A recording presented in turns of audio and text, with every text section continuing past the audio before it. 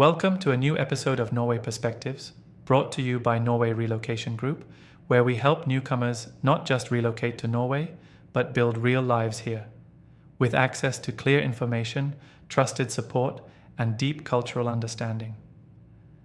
Today's topic is one that affects every newcomer, regardless of how long you're planning to stay. Whether you're arriving for work, study, family, or long-term residency, you'll face a common and immediate question: how do I find a place to live in Norway? Now, finding housing sounds straightforward at first. But in Norway, the process of renting, and especially buying, involves rules, procedures, and cultural expectations that might be very different from what you're used to. In this episode, we'll walk you through everything you need to know to approach the housing system in Norway with clarity and confidence. We'll cover what to expect from the rental market, how rental contracts, deposits, and landlord relationships work, where to find housing listings, what rights and responsibilities you have as a tenant, how buying a home works, from financing to bidding and ownership, what challenges foreigners often face, and why understanding key Norwegian housing vocabulary is crucial, something you can learn with NLS Norwegian Language School. And as always, we'll explain how Norway Relocation Group can support you throughout this process, whether you're looking for your first rental or preparing to buy your first home. Let's begin with the rental market, where most newcomers start. Renting a home in Norway. In Norway, most rental housing is privately owned. That means you are usually dealing directly with an individual landlord, not a rental company. There are some exceptions, for example, student housing associations, housing cooperatives, or short-term relocation apartments. But generally, private ownership dominates the rental market. This makes the rental experience in Norway feel very personal, sometimes friendly, sometimes confusing, and occasionally inconsistent. Where do people look for rentals? The most important website is finn.no. It is the main platform for both private and professional listings. Most Norwegians search for apartments on Finn, and it's where you'll find the largest, most reliable selection. Another website is hybel.no, which is especially useful for shared housing or smaller rooms for students or single tenants. In larger cities, Facebook groups also exist, but they come with a higher risk of scams or informal arrangements that may not follow Norwegian rental law. What types of rentals are available? Listings will indicate whether the unit is moblert, fully furnished, delvis moblert, partially furnished umoblert, unfurnished. Fully furnished units are common in short-term rentals. For longer leases, expect to bring your own furniture, including sometimes your own light fixtures and appliances. That's part of the cultural norm here. How much do you pay? Prices vary significantly depending on location. In Oslo, a one-bedroom apartment can cost between 12,000 and 18,000 kroner per month. In smaller towns, prices are often lower, but availability may also be limited.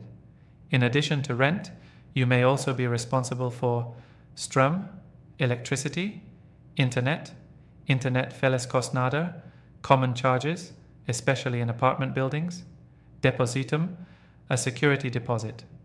Let's talk more about that last point, because deposits in Norway are legally regulated. Understanding deposits and rental contracts. Landlords in Norway commonly require a deposit equal to 3 months' rent, in addition to the first month paid up front. So if your monthly rent is 14,000 kroner, you may be asked to transfer over 56,000 kroner in total before move-in day. But, and this is important, the deposit must be placed in a special deposit account in your name, which neither you nor the landlord can access during the tenancy.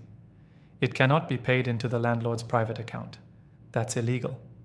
At Norway Relocation Group, we often assist our clients by reviewing contracts and verifying that deposit arrangements are made legally and securely.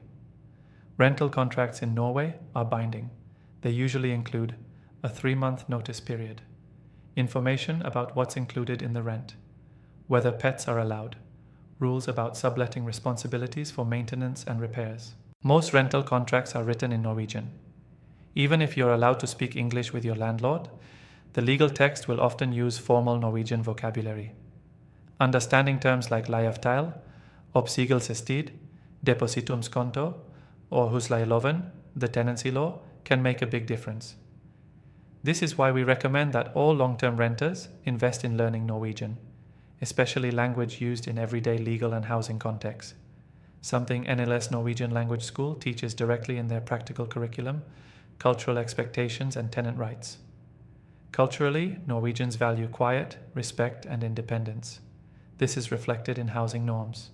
Most apartment buildings have written house rules. You're expected to take care of shared spaces, follow noise limits, especially after 23 hours, remove snow or clean common areas if it's part of your lease. Your rights as a tenant are protected by husleieloven, the Tenancy Act. For example, the landlord cannot enter the apartment without notice. Rent increases are only allowed once per year and must follow inflation rules. You have the right to receive written notice for any changes to the lease.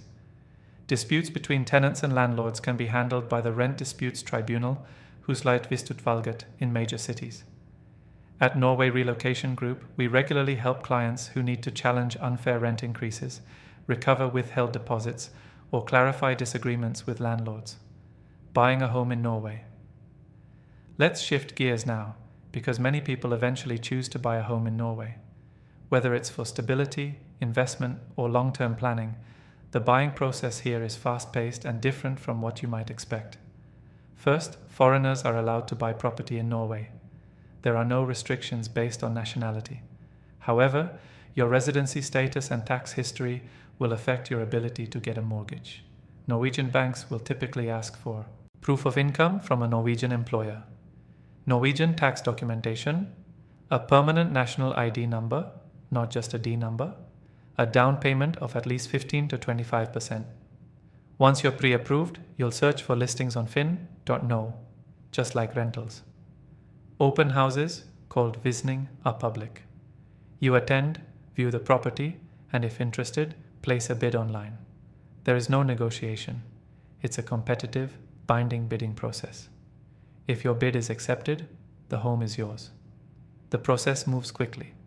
Often, properties are sold within 24 to 48 hours after the viewing. That's why understanding property ads in Norwegian is so helpful. Words like fellesgjeld, eierform, dokumentavgift, or totalpris tell you about hidden costs and legal ownership structure. Most apartments in Norway are sold as part of housing cooperatives, borettslag, which means you buy a share in a building, not just the physical unit. This affects your monthly fees and responsibilities. Additional costs and practical considerations. When renting or buying, it's important to budget for additional expenses. These may include heating and electricity, often high in winter, home insurance, mandatory for owners, internet and cable property taxes for owners, waste collection and water charges from the municipality. If you're renting, make sure you understand whether the landlord is including or excluding utilities in the rent. Always ask if electricity is included, especially in winter, when heating bills can double or triple, and if you're buying, make sure you account for dokumentavgift, the 2.5% property transfer tax that's added to the purchase price. This alone can amount to tens of thousands of kroner. Housing for students and short-term residents. For students, most universities have dedicated student housing through organizations like SIO in Oslo or SIT in Trondheim. These are affordable and well located, but require early application, usually months in advance.